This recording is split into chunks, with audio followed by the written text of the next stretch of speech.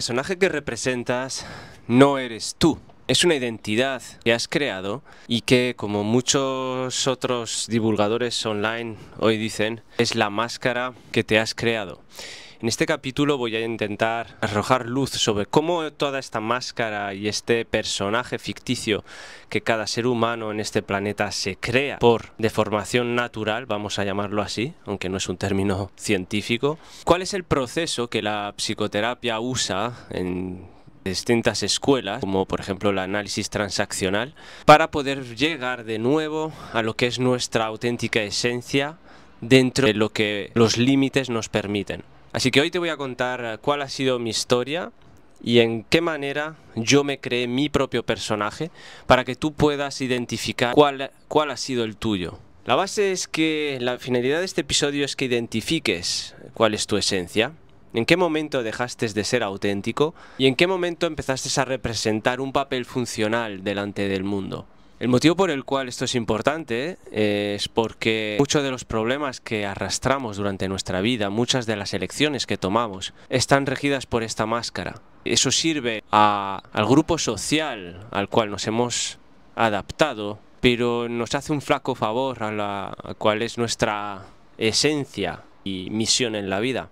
Por lo tanto, ahí llegan las grandes depresiones, los grandes miedos, los grandes remordimientos, porque no sabemos en qué momento hemos dejado de ser fieles a nosotros mismos.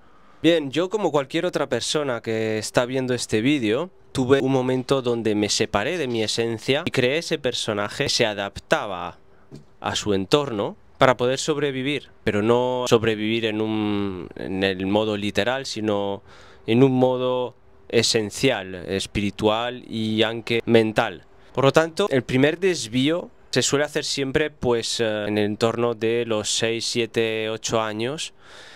Como digo, todo esto tiene un motivo bien sencillo, es simplemente que el ser humano necesita encajar o sobrevivir en el ambiente de que se rodea, ya sea familiar, escolar o amigos, cualquier círculo que él mismo esté posicionado. En mi caso esto fue lo siguiente: yo nací en Suiza de padres que emigraron a ese país en los años 60, creo recordar, 60 años, mediados de los años 60. Y bueno, yo nací allí en el 82 y viví en Suiza hasta los 12 años. Obviamente Suiza, para el que haya estado, es un país muy distinto al de los orígenes de mi familia, que es España. Y yo venía de un ambiente donde todo está muy bien organizado, desde cualquier ámbito que os podáis imaginar. Y mi realidad como ese niño de 10, 12 años que era entonces, estaba acostumbrado a todo tipo de situaciones que creaban mi paradigma. Puedo decir cosas tan banales como la forma de vestirse, la forma de comunicarse entre niños de esa edad, desde las cosas que puedes comer hasta la forma de hacer chistes, lo que compone al fin y al cabo el tipo de deporte que uno practica, todo lo que forma el paradigma de un niño de esa edad, que si ponemos el equivalente para un adulto puede ser el equipo de fútbol al cual eres fan, o la política, el grupo político que representas, y a la forma que tienes de hablar, que culturalmente esto es muy importante porque hace mella en cómo te relacionas con los demás y cómo ellos te ven a ti. Por lo tanto, este fue la primera fricción que ocurrió cuando yo me cambié de país, y debo decir que previamente esto había sufrido un primer impacto que ahora mismo me acabo de liar. Previamente al cambio de país yo repetí curso porque me detectaron dislexia. Y obviamente todo lo que era estudiar y memorizar de forma lineal se me hacía bola. Se me hacía bola de una manera exagerada. Tanto es así que yo notaba que esforzándome más que los demás conseguía un mínimo resultado de lo que ellos conseguían. Por lo tanto, estos fueron uno de los primeros, ¿cómo lo podemos llamar? Las primeras fricciones que ocurrieron dentro de mí. Hicieron ver que no era adecuado. Esto provocaba, además, reforzaba lo que era el rechazo social, porque cuando eres distinto, sobre todo a esa edad, la gente no le gusta lo que es distinto, entonces suele alejar y hacen grupo contra lo que es distinto.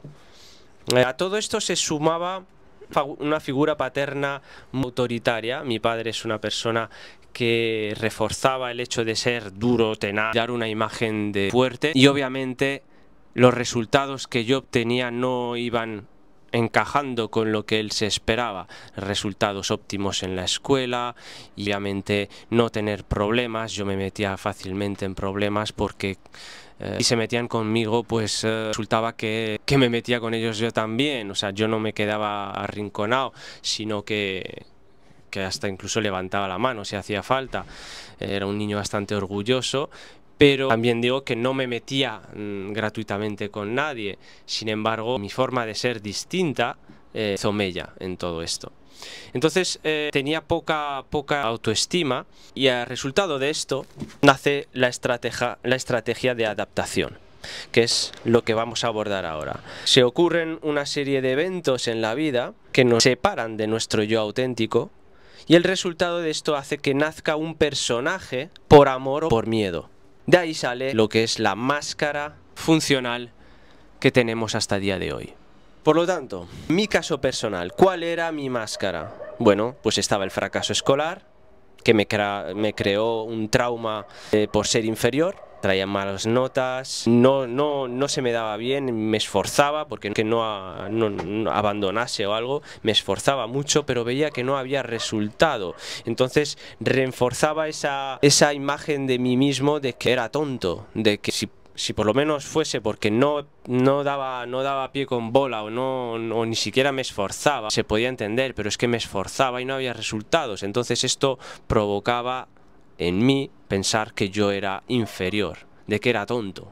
Por lo tanto, en este primer escollo, que es el fracaso escolar, nace el perfeccionista que se autoexige con exacerbación. Nace en mí esa persona que a día de hoy, como adulto, me impide ser más flexible, sino que soy muy perfeccionista y muy estricto conmigo mismo y con los demás. 2. El cambio de país, el entorno, el idioma, la cultura. Esto hace que reafirme lo anterior. Me sentía distinto. No solo veía que en la escuela no funcionaba, sino que además los niños de mi edad no me aceptaban. No les gustaba cómo vestía, se metían conmigo por cómo vestía. En Suiza ya con 10-12 años uno va vestido a clase como si estuviese en el instituto. Ya a esa edad los niños son bastante más maduros, no porque sean mejores que en España, sino porque tienen otro tipo de educación, donde se les facilita y se les implica más en la sociedad, les hace más adultos de forma natural y orgánica. Se les hace responsable de muchas cosas, por lo tanto desarrollan mucho más y a una edad mucho más temprana. Por lo tanto yo tenía un espectro, un paradigma de lo que era ya, pues yo qué sé, yo ya le pedía salir a las chicas para lo que eso pueda valer, pero a esa edad yo me interesaba ya por las chicas. Los chavales de mi edad en España, cuando yo llegué, aún jugaban a liebre. No sé si los que estáis viendo este vídeo os puede sonar, pero es como jugar al pilla durante el recreo. A mí me parecía una cosa súper infantil, por lo cual no me unía a hacer ese tipo de cosas. Prefería hablar de otras cosas, de deporte, de videojuegos o de cualquier otra cosa que se podía hacer, pero no hacer ese tipo de cosas que yo encontraba como muy infantiles, cosas que hacía mi hermano pequeño, por ejemplo. Entonces esto creaba rechazo. Luego además con el idioma hablaba el español chapurreado, porque obviamente viniendo en Suiza yo hablaba francés todo el rato y eso ya era motivo de mofa. Y por último el tema cultural, pues el tema cultural abarca mucho más, desde las formas de expresión, de cómo uno se comporta y sus costumbres. A pesar de que mi familia es 100% española, tanto de padre como de madre, teníamos muchas costumbres arraigadas del país de donde venía, que era Suiza. Por lo tanto, cuando me fui a inserir en la sociedad española, eso reforzó lo que era el trauma que yo ya tenía escolar. Por último, para completar esa máscara que me he acabado creando, figura paterna, que es donde yo tenía mi espacio, donde cualquier ser humano tiene su entorno de descanso y de seguridad, que es casa, que es tu casa. Yo tenía una figura paterna muy exigente, muy padre autoritario, que como decía, exigía muchísimo en casa y muchísimo en la escuela, y eso creó en mí papel de hijo fuerte. frente a figura paterna autoritaria, ¿no? Entonces, ¿qué adopción de identidad tomé yo? Resiliente, autocontrol, dureza, y sacrifiqué lo que era la represión emocional para sobrevivir contra el miedo y la exigencia. Pues como veis, en definitivas cuentas, un momento de fractura donde se rompe la esencia original de cada personaje, de cada ser humano. Y después de eso crea esa estrategia donde vamos construyendo el personaje que hoy somos. Se crea obviamente esa máscara que se conforma de partes que van ligadas a esas fracturas y finalmente se crea lo que es el personaje final, que en mi caso era la persona intelectual, dura y ambiciosa que soy hoy. En mi caso particular lo hice para compensar, el dolor y la exclusión. El precio de esto, pues es bien sencillo, no es poco. Me alejé completamente de lo que en análisis transaccional se conoce como el niño libre. El niño libre es la figura más auténtica de cualquier persona, que es obviamente ese niño que es aún puro, que no ha sufrido ninguna fractura. Y es lo que se intenta volver a alcanzar. No alcanzar ser un niño, sino salir desde el niño curando esas heridas que nos ha llevado hasta la máscara, para que el adulto de hoy coja decisiones puras y sabias para su esencia, y no por el círculo rodea, que puede ser el social, familiar, trabajo, lo que sea. Pero esas decisiones, su vida tiene que ser tomada y controlada por su esencia, a pesar de las consecuencias de lo externo. En mi caso, el precio a pagar, pues como os decía, dejé ese niño libre por convertirme en el niño obediente, para dejar de ser ese niño creativo y espontáneo que era. Dejar de ser creativo y espontáneo, como era yo de pequeño, lo hice y ese es un motivo que es igual para todo el mundo, para todo ser humano. Y es que cualquier ser humano desea ser amado, desea pertenecer a un grupo y necesita seguridad. Y por esas tres cosas el ser humano es capaz de renegar de sí mismo, y eso es lo que le lleva normalmente a crear esa máscara hasta el final de sus días. Por lo tanto, en este primer vídeo quería enfocar esto, no lo voy a alargar mucho más, centraba en el origen del personaje. El siguiente vídeo, si te apetece, te ha gustado yo abordaré principalmente, entraremos de lleno en el episodio 2, que tratará de qué es lo que nos rompió, y se tratará de lleno la herida emocional concreta, no en la máscara como en este episodio, sino en la fractura real del alma. Aquí trataremos realmente cosas como el momento en que pensaste que no servías, qué es lo que hizo cerrarte por dentro, el momento en que te sentiste invisible, inútil, fracasado, que son sensaciones que nos vienen cuando tomamos la decisión de abandonar nuestra esencia. Entonces ese episodio se enfocará en el impacto emocional profundo que todo esto crea, y lo intentaremos analizar de una forma estructurada para que podáis identificar cuál es el vuestro y cómo volver inicialmente a esa esencia. Obviamente esto no es un trabajo de pocos minutos, esto es un trabajo que lleva bastante tiempo y bastante implicación personal y emocional por parte de cualquier individuo que esté interesado en hacer este viaje de limpieza más que de regreso, porque hay que limpiar creencias limitantes y todo tipo de techos de cristal y trabajos con el ego. Por lo tanto, en este episodio hemos visto que tú no naciste con miedo a mostrarte. Alguien o algo te enseñó que mostrarte tenía un coste. No encajar, ser raro, sentirte mucho o poco, todo se penalizaba.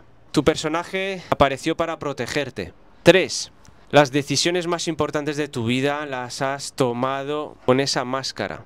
Trabajo, pareja, amigos, ambiciones, todas filtradas por miedo. Y 4. El mundo te refuerza ese personaje. Todo lo que hay externo a ti es lo que alimenta el personaje que has creado. Por último, añadir como quinto punto que tú al final sabes que hay algo distinto dentro, por eso te hace sentir mal muchas veces seguir actuando. De hecho, en mi serie Eneagrama Sufí trato los eneatipos y hay un eneatipo en concreto que sufre mucho con esto, que sufre mucho con este aspecto, y lo trataré más de lleno en la serie Eneagrama, porque para esas personas esto es fundamental, aprender a conectar de lleno con la esencia. Por lo tanto, para acabar con este episodio, porque ya llevo unos cuantos minutos y no quiero hacer de esto una masterclass, sino simplemente un primer episodio de una serie de más de 10 capítulos, donde iré hablando de cómo vamos estructurando ese personaje ficticio que hoy conforma nuestra persona. Lo que viene ahora no es volver atrás, sino desmontarlo todo. Y cuando hay que desmontar todo, es un trabajo complejo y donde hay que echar paciencia. Pero los resultados son inmensos, porque significa volver a conectar con nuestra verdadera esencia, con nuestra autenticidad, que es de lo que trato yo en este canal y es lo que intento conseguir, que toda persona, al igual que estoy haciendo yo, consiga conectar con su ausencia, porque vivir una vida llena, como decía Carl Jung, es el mayor privilegio de una vida. Nos vemos en el próximo episodio. Espero que este te haya gustado y, como digo siempre, let's flow.